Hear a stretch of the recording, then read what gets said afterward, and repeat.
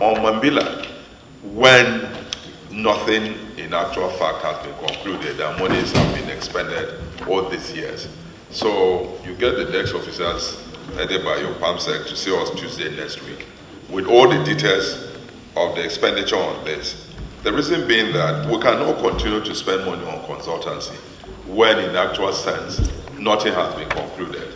You are aware that the rescoping has not been done and all the issues are connected to the delay, like you are mentioning the issue of the court case. So why are we spending money? It's every year. Regarding what is being put in the budget, you know, since we are chasing the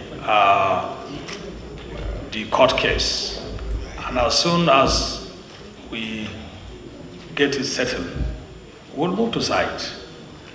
What happened if we're able to surmount that problem and there's nothing there to move our people to site? We'll wait for another budget cycle.